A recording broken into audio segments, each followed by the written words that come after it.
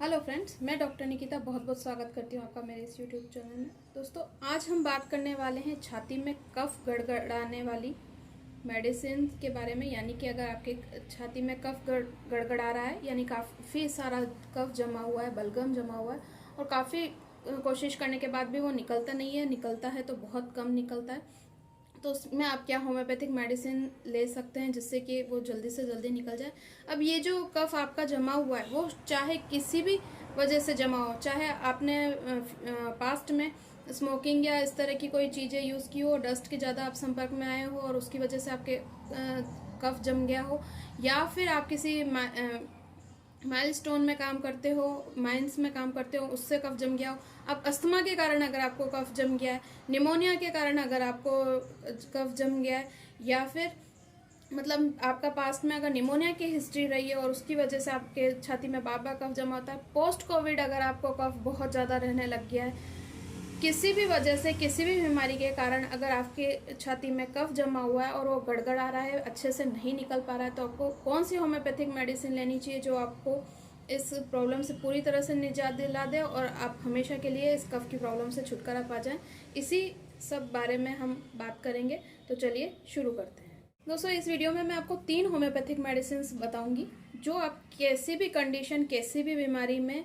कफ की प्रॉब्लम से अगर आप सफ़र कर रहे हैं और आपका कफ नहीं निकल पा रहा है तो आपको फ़ायदा देगी। आपको चाहे कोई प्रॉब्लम है, बड़ी प्रॉब्लम है, चाहे छोटी प्रॉब्लम है, या सिंपल अभी एक्यूट ही आपको इस तरह की कोई प्रॉब्लम है, हर एक कंडीशन में ये जो मेडिसिन, तीनों मेडिसिन है, वो आपके इस प्रॉब्लम को जड़ से ख़त्म कर देगी।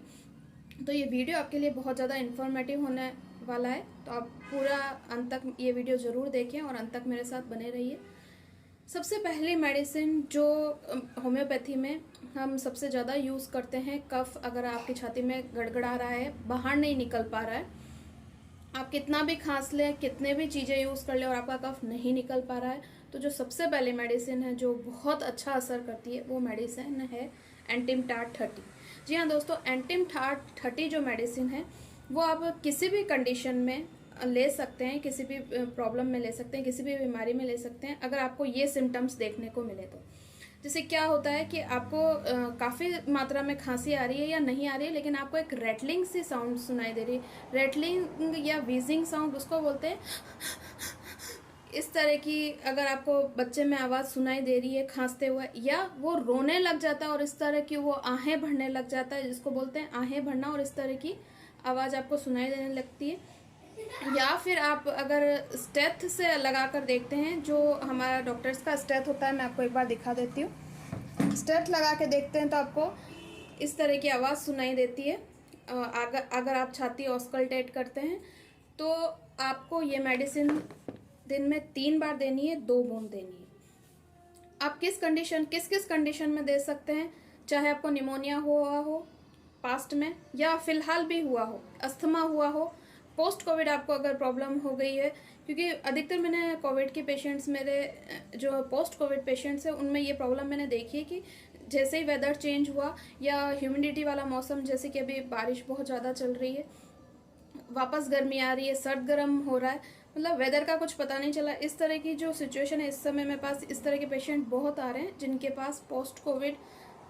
कफ बहुत जमा हुआ है। पहले उनको इस तरह की शिकायत नहीं होती, तो इस कंडीशन में भी ये जो मेडिसिन एंटिम टार्ट 30 बहुत ज़्यादा यूजफुल है। खांसते खांसते आपका मुंह लाल हो रहा है, लाल क्या ब्लू होता जा रहा है, मतलब लाल के बाद भी एक सिचुएशन ऐसी आती है कि ब्लूइशनेस आपको फेस में दिखाई दे रही है, लेकिन कफ बाहर नहीं आ पा रहा है, आपको उल्टी आ रही है। उसके बाद भी कई बार ऐसा है कि उस उल्टी के साथ कभी कभी थोड़ा बहुत कफ निकल जाता है, फिर आपको वो छाती में गड़गड़ाहट होने की कंडीशन बन जाती है। और इसके साथ अगर आपका जी भी घबरा रहा है, कफ अगर आपके छाती में एक्यूमुलेट हो रहा है और आपको जी घबरा रहा है और आपको ऐसा फील हो रहा है कि उल्टी आ जाएगी तो ठीक हो जाएगा और उसके बाद आपको थोड़ा सा रिलीफ भी मिलता है, तो ये मेडिसिन आपके लिए रामबाण साबित हो सकती है। इसके अलावा अगर आपको नींद की परेशानी हो रही है, यानी कि आप जो आपकी खांसी है या जो कफ है उसकी वजह से आपकी रात को नींद उड़ जाती है, या आप दिन में भी अगर सो रहे हो तो आपकी नींद उड़ जाती है और आप अच्छे से सो भी नहीं पा रहे हैं उस कफ की वजह से, तो भी जो एंटिम टार्ट 30 मेडिसिन है वो बहुत ज़्यादा यूज़फुल है। इसको आप दिन में 3 बार ले सकते हैं। अगर आप ज़्यादा आपको प्रॉब्लम है तो आप इसको 4 से 5 बार भी रिपीट कर सकते हैं, लेकिन जो डोजेज है वो वही रखनी है, 2-2 बूंद करके। दूसरी मेडिसिन जिसकी दोस्तों मैं यहाँ बात करना चाहूँगी, जो बहुत अच्छा असर करती है कफ को बाहर निकाल में, ये जो मेडिसिन है अगर बहुत ज़्यादा कफ होता है तो आप उल्टी के थ्रू भी निकाल देती है और स्टूल के थ्रू भी निकाल देती है आपका कफ। यानी कि आप सुबह जब फ्रेश होने जाते हैं तब भी ये कफ आपका स्टूल में निकल जाएगा। 2 तरह से ये कफ निकाल देती है अगर बहुत ज़्यादा है तो। और अगर कफ कम मात्रा में है तो ये अपने आप आपके बॉडी में ऐसी सिचुएशन पैदा करेगी, ऐसे मैकेनिज्म बनाएगी जिससे कि आपका कफ आपकी बॉडी खुद ही सोख लेगी और आपका जो कफ है वो पूरी तरह से ख़त्म हो जाएगा। ये एक तरह से मेडिसिन, ये जो मेडिसिन है ये कफ एक्सपेक्टोरेंट की तरह कार्य करती है। इस मेडिसिन का नाम है नेट्रम सल्फ 6x पोटेंसी। जब भी कफ आपको निकालना है बाहर, अगर बहुत ज़्यादा जम गया है तो नेट्रम सल्फ की हमेशा 6x पोटेंसी आप यूज़ कीजिए। इसकी 4-4 टैबलेट आपको दिन में 3 से 4 बार लेनी है। बहुत ज़्यादा वर्स्ट कंडीशन जब होती है, आपको बहुत ज़्यादा कफ अगर गड़गड़ा रहा है तो आप इसको आधा कप पानी में, गर्म पानी में लें तो इसका रिजल्ट दोगुना तिगुना हो जाएगा। क्योंकि जिन पेशेंट्स में ड्राइनेस ज़्यादा होती है, कई बार उनका गला सूखा सूखा हो जाता है, अगर वो ये टैबलेट्स डायरेक्ट ले लेते हैं तो कफ तो उनका निकलता है लेकिन गला सूखा सूखा हो जाता है। और कुछ पेशेंट्स में मैंने ये प्रॉब्लम भी देखी है कि वो डायरेक्ट ले लेते हैं, उनके गले में जलन भी शुरू हो जाती है। तो नेट्रम सल्फ 6x पोटेंसी में जो मेडिसिन है ये आपको 4-4 टैबलेट लेनी है। आधा कप गर्म पानी कर लीजिए आप, और इसको आप हर 2 घंटे में भी ले सकते हैं अगर आपको तकलीफ ज़्यादा है तो। और कम तकलीफ है तो आप दिन में 3 से 4 बार इसे रिपीट कीजिए। मतलब आपकी सिचुएशन की कंडीशन के अकॉर्डिंग आपको इस मेडिसिन का रिपीटेशन करना है। नेट्रम सल्फ 6x मेडिसिन उस टाइम पे और भी बहुत अच्छा वर्क करती है जब आपको साथ में पित्त की प्रॉब्लम भी हो, यानी कि खट्टा खट्टा सा पानी आपको ऊपर की तरफ आता है, आपको लीवर की ट्रबल्स रही है,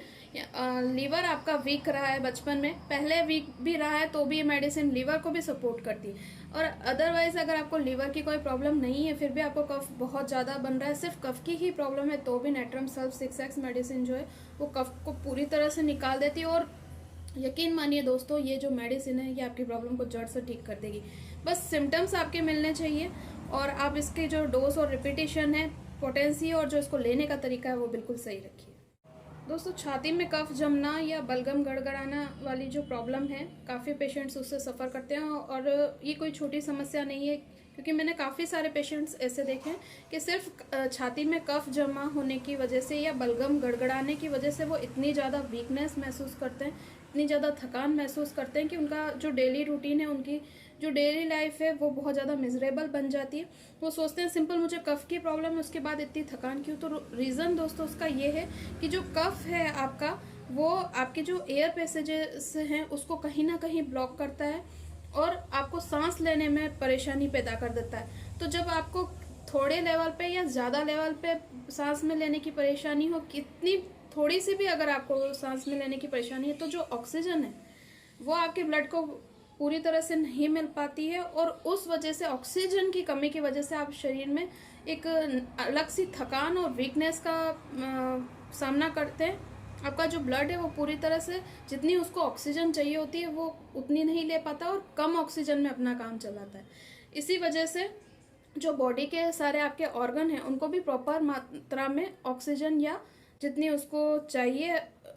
ऑक्सीजन की मात्रा वो नहीं मिल पाती। इस वजह से थकान महसूस होती है। दोस्तों, इसका एक बहुत अच्छा घरेलू उपाय भी है जो आप डेली बेसिस पे कर सकते हैं और आप उसको करके देखेंगे तो आपको लगेगा कि इतना अच्छी अच्छी चीज़ें हमारे घरों में दी गई है हमें, और इतनी अच्छी अच्छी औषधियाँ हमारे पास है और हम उनको कभी ट्राई नहीं करते हैं। उनमें इतने औषधीय गुण हैं कि वो हमारी सारी प्रॉब्लम को जड़ से ख़त्म कर सकती है। तो मैं वो उपाय भी आपको ज़रूर बताऊंगी। उसके लिए मैं आपके लिए एक सेपरेट वीडियो बनाऊंगी, उस वीडियो को भी आप ज़रूर देखिएगा और ट्राई कीजिएगा। फिर अपनी अवेलेबल राय मुझे ज़रूर दीजिएगा कि आपने उस नुस्खे को ट्राई किया तो आपको कैसा लगा।